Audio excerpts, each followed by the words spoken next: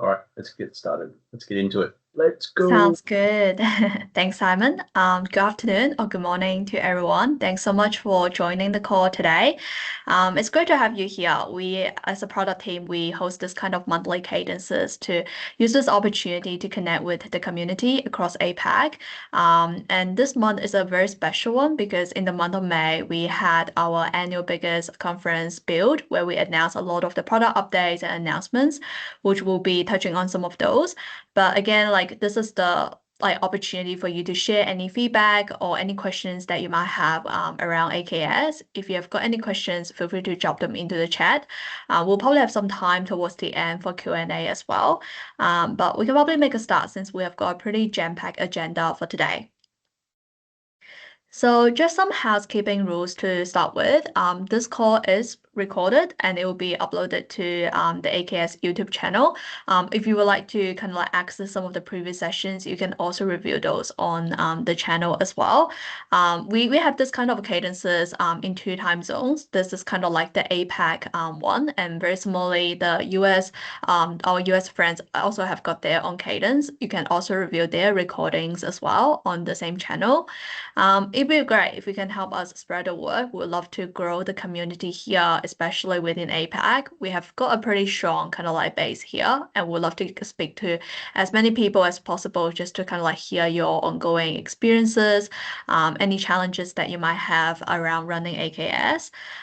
If you have got any questions or any feedback that you want to share with us, feel free to scan the QR code as well on this here, on this slide here. We'd love to hear feedback from you guys around how we can kind of like make the session better or focus on topics that you are most interested in. So just some inclusive session guidelines that this session is under the Microsoft Code of Conduct. So yeah, it would be great if you can just be inclusive and understanding in your communication because we are using the chat for Q&A. Just be kind and considerate to others. As long as you keep that in mind, you should be good. Just some kind of like, yeah, additional housekeeping around communication and languages. So here will be a snapshot of today's agenda. So we'll kick off with some of the AKS specific announcements coming out of build, which happened, I think, roughly last week. So we have got quite a long list of announcements. We probably won't have time to go through each individual announcement, but I'll share kind of like a link in the next slide where you can click on that just to understand a bit more around what's coming up next, which is pretty exciting. I think we have got a really good list of announcements. The next one here is the AKS release tracker and CVE status. So essentially, we release kind of like a visual interface for you to understand what versions are going to be available, what CVE patches are coming up soon. So it's a really nice way just to stay up to date with everything that's happening. Yeah, just to capture everything. Next up, we will announce our community content winner who has been making a lot of contributions to our content and updates in the AKS space. Next up, we have got Rahul, who's also from my team, who will be delivering a feature overview on ACNS, which stands for Advanced Container Networking Services, and Retina. So yeah, I'm pretty looking forward to that. And Simon, who's also from the AKS product team, will shed some light on the AKS roadmap feature highlights, including a lot of the updates coming out from build as well. So, yeah, if you want to just capture some of the latest announcements coming out of build, feel free to click on the link here. I hope it's clickable. Otherwise, I'll also share it in the chat in a second, aka.ms/aks/new. So there's a lot of updates. I think this is a couple around kind of like Kaido, which stands for kind of like Kubernetes AI toolchain operator. There's some announcements around Fleet Manager. But the one that a lot of people have been looking forward to is the API server VNet integration. So that is already in GA. So if you like to try that out, feel free to give it a go. I think it's already available in a lot of the regions. So feel free to take a look at that. If you have got any questions, feel free to drop them in the chat. We can also come back to it at the end. The next one that I've got here is that we are introducing a new initiative, which we call the AKS Labs. So think of it as kind of like live interactive lab learning sessions with the product team, with engineering, dev advocates as well. It's very fun to participate. It's interactive. It's a really nice opportunity to get your hands dirty and just play around with the tech and then learn about it inside out. We have got a couple of sessions coming up. I think right now they tend to be happening in the US time zones, but the good thing is that they are recorded. So it's always nice to kind of like come back to the recording if you like to catch up. But hopefully we will have opportunities to do some of these lab sessions in APAC friendly times as well. So the next one that I have got here, which I briefly touch on, is the AKS release status. So we also got like a short link here. If you go on to releases.aks.azure.com, you will see kind of like a really nice, a really clean interface for you to capture all the upcoming updates, versions, patches, fixes, CVE information included in one single stop. So it's a really nice kind of like visual way just to search and correlate all the updates to releases. So hopefully this will help you kind of make your life easier when it comes to understanding kind of like which versions that you want to upgrade to next, or which patches that you probably want to kind of like manage and operate in the next couple of weeks. The next one here, I want to announce that our monthly content spotlight winner is Roy Kim. So he published an article around Kaito, which I also briefly touched on. Kaito stands for Kubernetes AI Toolchain Operator. Personally, I really enjoy kind of like just reading this article because Toolchain Operator is a very powerful way just to streamline your end-to-end development of LLM, large language models on AKS. So yeah, Roy has published a really amazing article around that. Feel free to check it out. If you like to become an MVP and kind of like start kind of like contributing, or like you're passionate about knowledge sharing, open sourcing kind of like your work or writing articles, feel free to click on the link on the right hand side as well and join the community. So the community is growing here in APAC and would love to see more content coming from you guys. One more thing that I wanted to quickly touch on before I hand over to Rahul is that we actually got a deprecation notice for this month, and this is Teleport. So Teleport was a project that allows container hosts to access pre-expanded layers, which helps you minimize compute to decompress container images. So we are planning to retire the service, which is in preview right now, on 15th of July.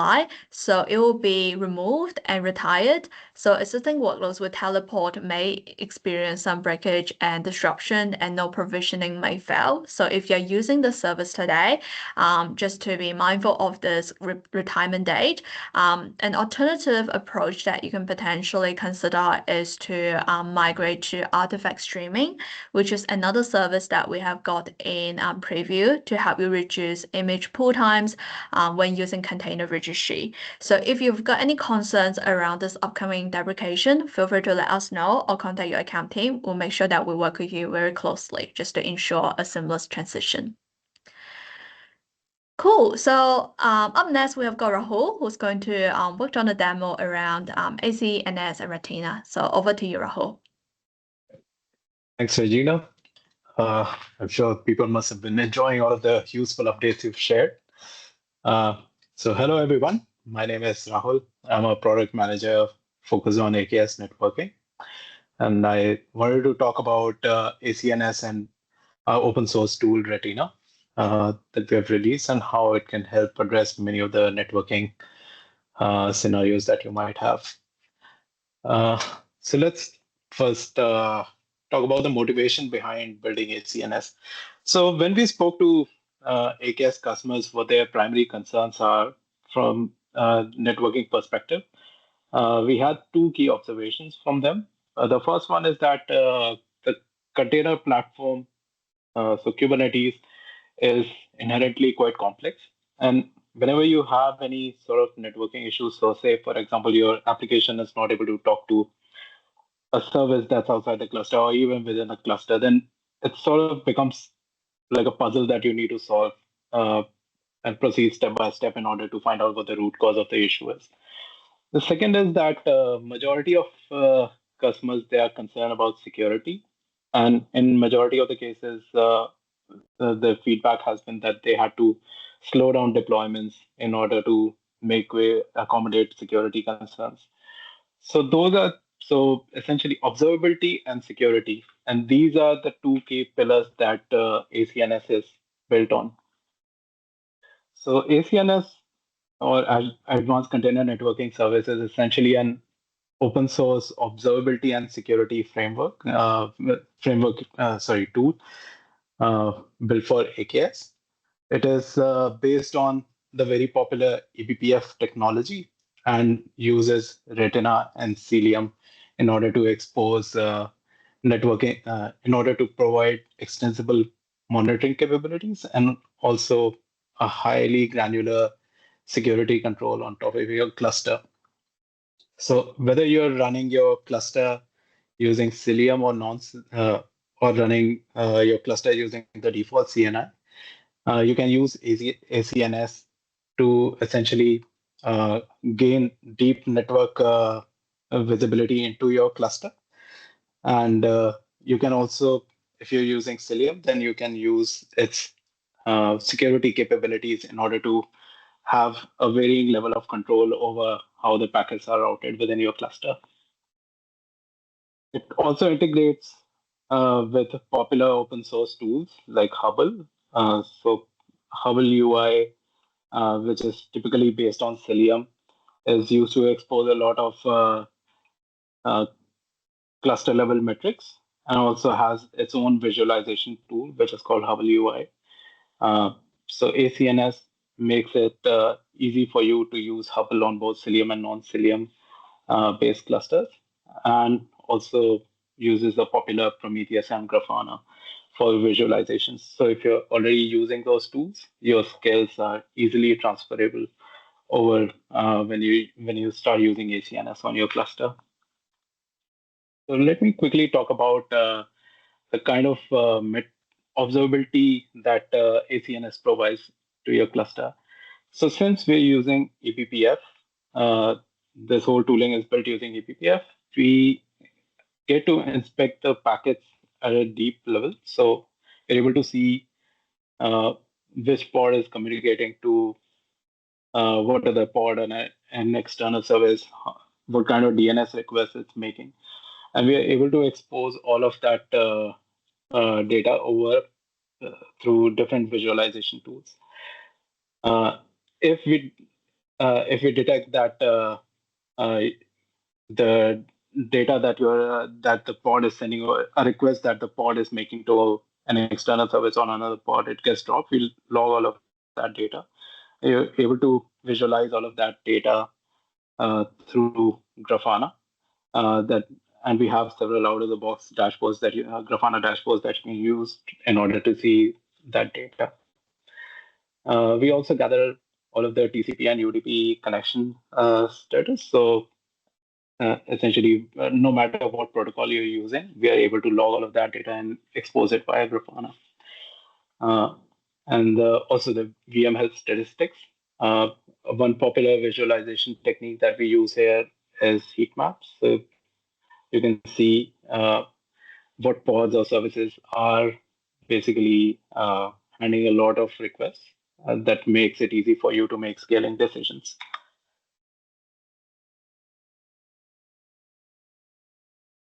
So one of the common issues that customers generally face is basically DNS. So say you want to make a request to an external service or to another pod. The first thing that your application does is it makes a request to DNS and tries to find out the IP address of the destination. Many of the times when the DNS request fails, it becomes very hard to track where exactly the request failed and what was the DNS response.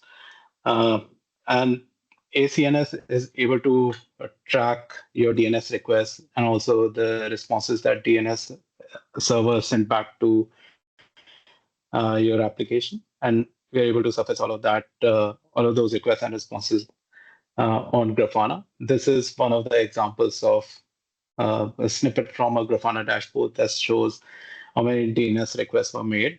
And we also capture DNS responses. So if you receive a non-existent domain server fail response from DNS, then we log all of that data. It essentially helps you RCA any application issues you're facing. So if you so the first step you can take is basically look at the DNS metrics and find out whether your DNS was healthy or it was sending back proper responses back to your application, and take it forward from there. So what we are working on right now is essentially network flow logs. So when you install CNS, ACNS, then you essentially have to deploy a CRD. There will be a toggle available in CRD to enable network flow logs. Now, since the volume of network flow logs can be quite huge, so instead of logging each and every network request, you can also selectively uh, track network requests based on the source, a namespace, IP protocol, or the verdict of the network packet. So whether it was passed or dropped.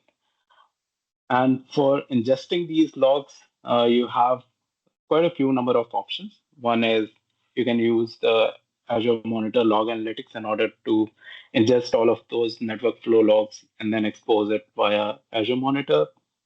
We also support scraping the network flow logs via Hotel Collector. And we also have integrations with third-party log agents such as Splunk or Datadog. If those are the tools that you're running on your cluster, you can export the network flow logs to those tools. And since ACNS has this integration with Grafana and Prometheus, you can always use those in order to visualize the network flow logs on Grafana. I don't know if we have any questions, but if there are any unanswered questions, I'll probably take them later. So coming on to this Hubble specific feature. So in Hubble, you have this very interesting feature called service dependency graphs. So by inspecting how the traffic is flowing within your cluster, it is able to form the sort of dependency graphs between different pods or services. So it can show you how many requests were traveling between different pods, and show each individual request path in the form of a dependency, in the form of a graph, and expose it via its UI, the Hubble UI. And since ACNS works on both Cilium and non-Cilium clusters, and despite Hubble being a Cilium specific tool, through ACNS and Retina, we are able to expose this experience to both Cilium and non-Cilium AKS clusters. And since Hubble UI and Hubble are not Microsoft products, so there is no support available for it. It's entirely community driven. So let's talk about the second pillar of ACNS, which is the security part. In this area, previously, where you could only use network policies in order to define, basically define what kind of egress traffic is allowed from your cluster, or what application can talk to what other application on your cluster. Now, ACNS has improved upon that capability. And in addition to L3 and L4 policies, you can also have L7 policies defined on your cluster. So this screenshot is an example of what kind of policies you can define. So in ACNS, there are two main kinds of policies that you have access to in addition to the L3, L4 policies. that were already supported. One is FQDN filtering. So essentially, you can define the FQDN to which your application can talk to. For example, in this case, we are only allowing access to the blob storage endpoint. So that would be allowed, and the rest of the traffic won't pass through. You can take it even further in that you can define which API, say for example, which API endpoint can a pod request to. So say for example, you have a front end and a backend service. You don't want to expose all of the backend methods to the front end. Then you can define the request path path and the protocol that the front end can use in order to talk to the backend. So it gives you complete control over what kind of access you want to grant to your applications for egress and even for applications while they talk to each other.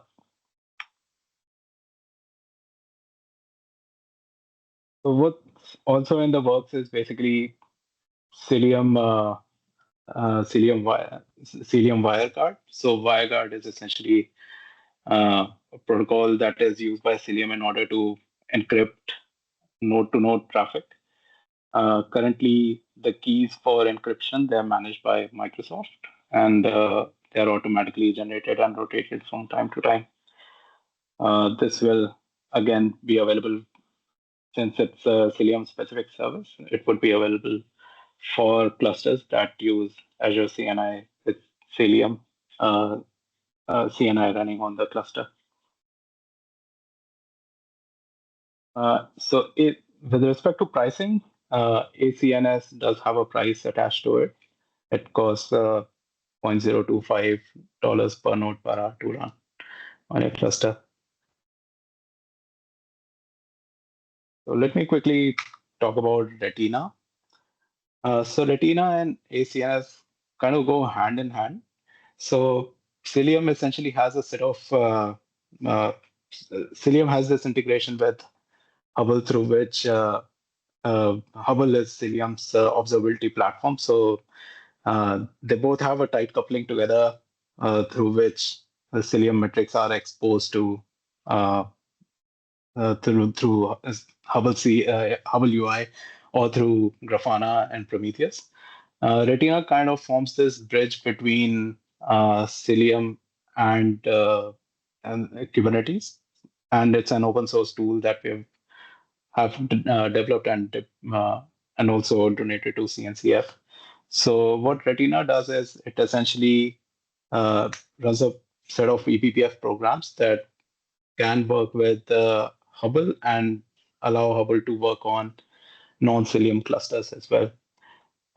Retina can work standalone as well, and it exposes, it's able to expose metrics via Grafana and Prometheus, and it also works across clouds.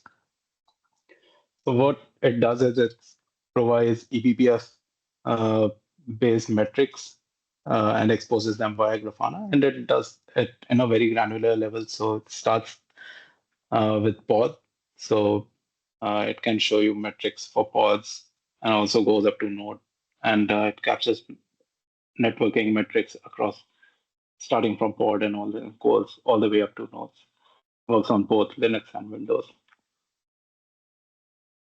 There are a bunch of demos that were attached to this presentation on the YouTube channel for this particular community call. You can watch the US edition of it, and there you would find several demos being presented as well. Thanks. Yeah, that's all from me. Thanks, Rahul. That was great.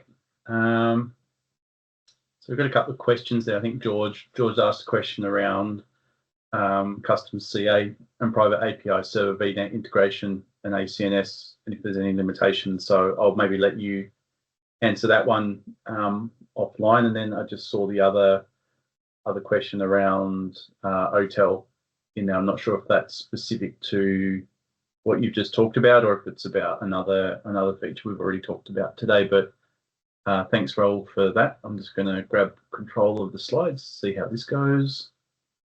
Cool, there we are. All right, awesome. So I'm Going to help take today's session home. I'm going to talk a little bit about what's on the roadmap. I'm guessing most of the folks on the call are probably already backwards and forwards through the slides, so you may have already seen these, but if there's things that you've got questions about, please feel free to chuck them in the chat. So I've picked a few roadmap items that have gone generally available since we last connected back in April, and probably the ones I would call out here. In fact, we'll talk about all of them. So oftentimes people want to control GPU driver versions that get deployed onto nodes. Maybe you want to deploy your own version of a particular GPU driver. We now give you the ability to skip our installation of the drivers that we typically ship with node images, so that when you define a node pool, you can define the GPU drivers you want to deploy into your environment. So that's generally available now. We also give you the ability to install a custom CA trust on your AKS nodes as well. So you can see that we're increasingly giving you more control over the configuration and management of nodes within the AKS clusters that you run. So basically, this feature allows you to add certificates to your node's trust store, which can be used for authentication at a node level. The next one is actually a typo on this slide. So this is about automated kubelet serving certificate rotation. So starting with Kubernetes 127. So if you're running Kubernetes 127 or greater on AKS, when you spin up a cluster that's new, that's above that, or if you've got an existing cluster that's on 127, and you create a new node pool, then this feature will be enabled by default, and basically the certificate will be automatically rotated for you by the AKS infrastructure, removing that piece of work if that's something that you do today. The next one is tied to Kubernetes 127 as well. So with 127, every version that we release now of Kubernetes to run on top of AKS will have the option to be run in long-term support. So long-term support adds an additional period of Microsoft managed support on top of your AKS clusters once traditional Kubernetes community support ends. That is a paid service that you have to opt into in order to access it, but the peace of mind there is that you get additional runway to run on that version, beyond the typical community support timeframe. So anything above 127 has that enabled by default. The other great capability that comes along with that is that if you've used LTS previously and then you've had to move between LTS versions, that has been a bit painful traditionally, in that you had to typically opt out of LTS, upgrade to the Kubernetes version that you wanted, and then re-enable LTS. With every version as LTS, that's no longer the requirement, and you can move between LTS releases without having to go through that dance. So we're simplifying that process completely. So at the moment, if you look at all the Kubernetes versions that AKS supports, all except 1.33 currently offers LTS. So anything above 127 all the way up to 132, you can now enable LTS on your clusters and then easily manage across those versions as each new one comes out. And then the final one I'll talk about is the Cilium endpoint slicers. So this change reduces the number of updates that get sent to your API server by batching Cilium endpoint objects, which is going to make your performance of your really large clusters far more efficient. So that's now something that's in GA. It's probably less a direct feature that you will see, and probably something you will notice through the performance and behavior of your clusters if you're running super large clusters. So that's the GA items for this month. Let's have a look at public preview. So a lot of public previews were announced last week at Build. So if you've been across the Build news, you may have seen some of these before. If not, hopefully there'll be some exciting stuff in here. I'm being a little bit selfish with the first two on this list, being the PM for Fleet Manager. So first two that we've got here is we now offer a preview version of automated deployments. If you're familiar with this feature from AKS, this is the equivalent, but for Fleet Manager. This allows you to take a GitHub repository, attach it to a Fleet Manager instance, and then basically what automated deployments will do is you can take the source code in that repository if it recognizes the language, which it can do with a range of different languages.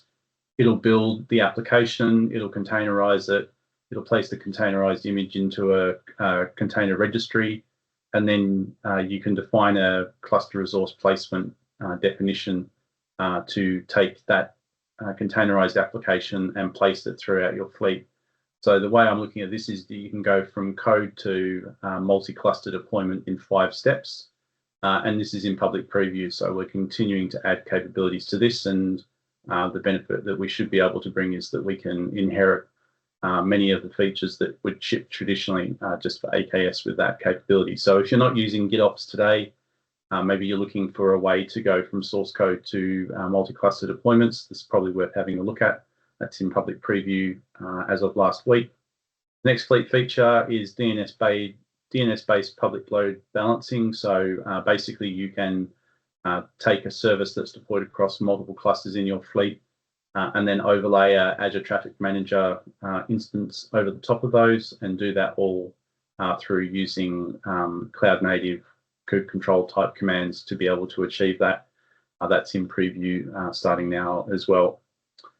For single AKS cluster for upgrades, there's a couple of changes here. So the max unavailable setting for upgrades and also the cordon blocked nodes and proceed with upgrade preview features are really designed to help your upgrades of your cluster succeed. Obviously, we see in AKS a large number of issues related to resources in a cluster or the available resources in a particular subscription.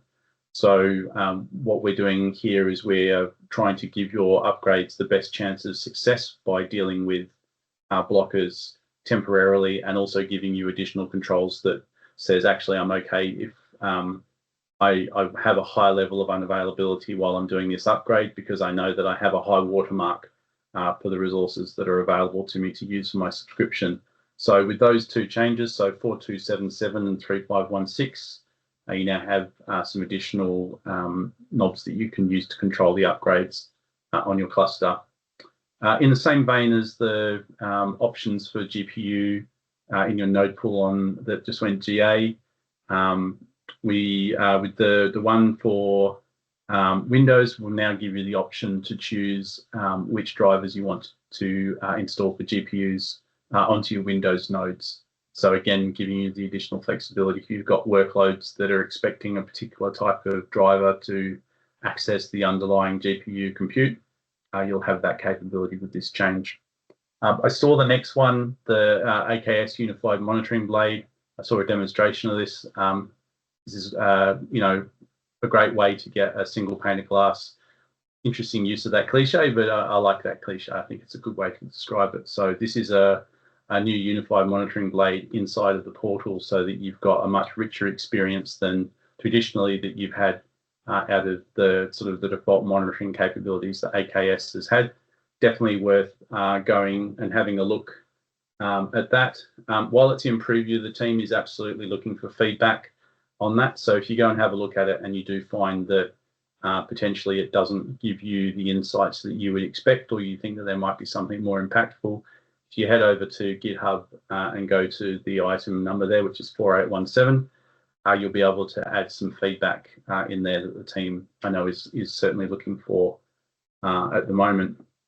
Node Auto Provisioner, NAP Carpenter, everyone's favorite topic. Usually the first question we get is, when's it going to be GA? These 2 changes here for the Node Auto Provisioner basically around auto scaling from based off of Carpenter and auto provisioning. We're still working on the GA for this. It's continuing to head forwards. Hopefully, we're going to see movement into GA in a not too distant future. So the team is working hard to deliver that. But if you follow those 2 items on GitHub, you'll be able to keep up to date with what's going on there. And then the final one. So we heard Regina earlier talking about Kaito. So the Kubernetes AI toolchain operator, that's now packaged as an add-on for AKS. So if you are interested in using Kaito and you use AKS, you now have the ability to just choose that add-on and have it deployed and know that it will come pre-baked with whatever you need to run it successfully on top of AKS. So that's the public preview. There are a large number of in development items which I'm not going to walk through in today's session in preference to give you folks some time to ask some questions or to connect. There is one item that I did want to call out. However, I don't have it on the screen here, but I'll post the link into the chat. There is an upcoming retirement of basic load balancer.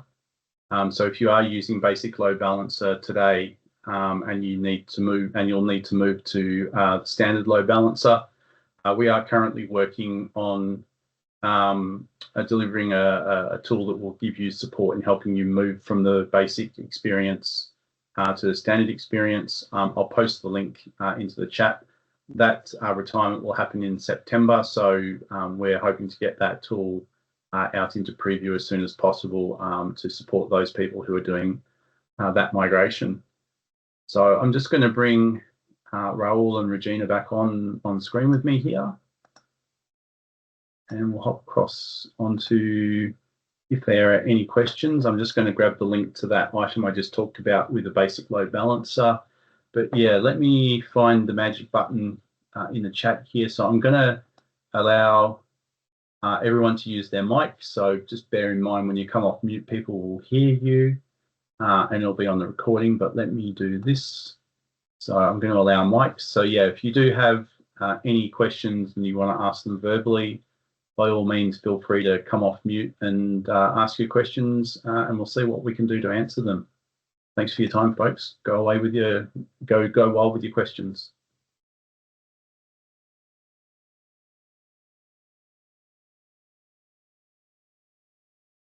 Hi, Simon. Hi. Hi, Rahul. Yeah, hi, everyone. Yeah. My question is, the fleet manager for DNS load balance, right? Mm-hmm.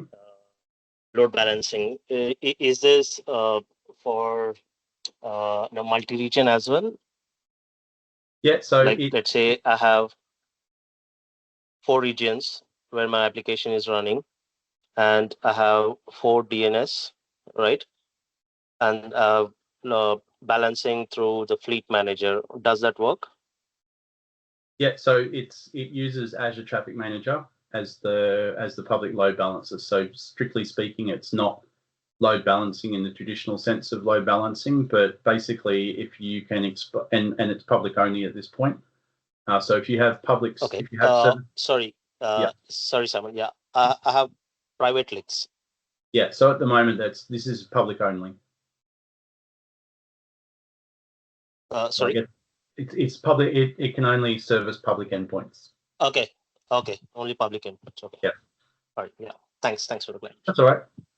We're definitely very much aware of the need for private load balancing solution. Yeah. We're acutely aware of that. This is a first step on a multi-step journey. So a common pattern we see with public multi-cluster services in Azure is people using Traffic Manager over the top. So with this solution, you can basically expose services, use a service export. When you do this, we can help you set up public IP addresses and custom domain names for each of those services, and then you can then add that to a backend pool for a Traffic Manager instance. So at the moment, Traffic Manager is a service that only supports public traffic. But thanks for the question, and I'm very much aware of private load balancing. I wish I could say yes, it's not your problem. I would love to hear that. Yeah. All right, cool. Thanks. No problems. Any other questions from folks for Regina or for Raul? Hey, hi Simon. This is Sunil here. Yeah. I just had a question on with respect to one 1.27 version LTS, right? So what is the general timeline which this version is supported? Because we have a very hard time doing the upgrades, right? With typical, as soon as the new GA versions comes out. So typically, I think if we can stick with, let's say, for a year with this 1.27, right? So it removes, simplifies some of the developer productivity, right? Rather than doing the frequent upgrades. Yep. So yeah. LTS, the Kubernetes LTS gives you an additional year after community support ends. Okay. Yeah, so you basically get, instead of getting sort of that 12-month community support, you get 24 months all up. All out. Okay. Okay. Yeah. The only thing, and part of the reason we do that is the cadence of Kubernetes releases is quite rapid in comparison with a lot of traditional software. But we also don't want people to wait until the last possible moment to make the move from one Kubernetes release to the next, or the minor. We don't want them to wait ages, or we don't want people to have to jump potentially multiple minors, because the minor shift is typically where API breaks can happen in the Kubernetes ecosystem. So the recommendation would be, if you do want to use LTS to remove some of that overhead, you can. We obviously charge for it because we take on the management of Kubernetes and the sort of first and third party add-ons that we have on the clusters. But we would recommend that if you have that added time frame, that you use a period in that time frame to assess what it would take to move to the next Kubernetes minor that you want to target. So and typically, to my knowledge, we don't go outside of that 12-month window, because it would just be too difficult for us to support many versions. Yeah. So just a follow-up, right? Let's say if this 1.27 LTS is like end of life, right? Then what is the recommendation to get out of it? Is it like get it to the minor version or the next LTS available? So every version is LTS, starting from 1.27. Okay. Starting from 1.27, 1.28, 1.29, 1.30 will all support an additional 12 months after community support. Okay. Yeah, that's good thing. Yeah, thank Yeah. you. I think the second question mostly on the observability, right? I think Rahul almost answered it. So I just have to check if those ACNS supports. The question was mostly on the custom metrics, right? I think I'll just check the links which Rahul has shared. Thank you. So with OpenTelemetry Collector, it has a specific format in which it understands metrics. Yep. So your application just needs to emit metrics in OpenTelemetry format, and then you can configure the collector to scrape metrics from your application.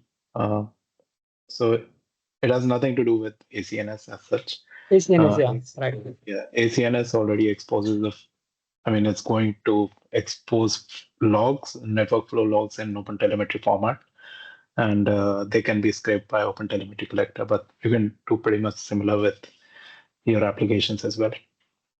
Yep. Yeah. Thank you. Ooh, any other questions from anyone on the call? I think we got to most of the questions in the chat.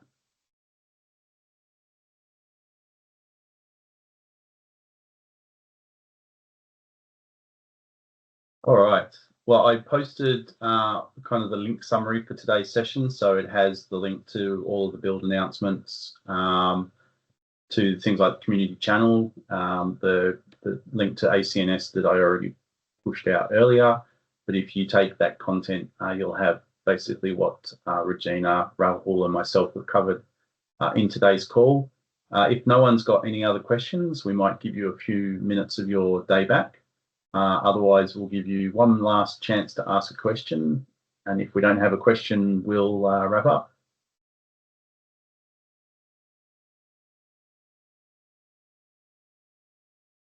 All right, we'll take silence. Silence is golden. So look, everybody, thank you very much for coming along to today's call. Please do share with your friends, colleagues, uncles, aunts, fathers, mothers, I don't know, anybody you can think of that might be interested, please do share. We will be promoting these a bit heavier going forward. But yeah, look, the reason we're doing these is because we hear from folks that they would like a in time zone connection. So we're trying to make that happen as much as we can. As you saw, Regina was talking about the labs. We appreciate that it's not in a time zone that's friendly to people on the call here. Hopefully we'll be able to change some of that in due course. Yeah, that's pretty much it for this month. We'll leave it there. Thanks a lot, everybody, for attending, and we will see you in June. Bye for now. Thank you, Thanks guys. all. Thanks a lot. Cheers. Bye.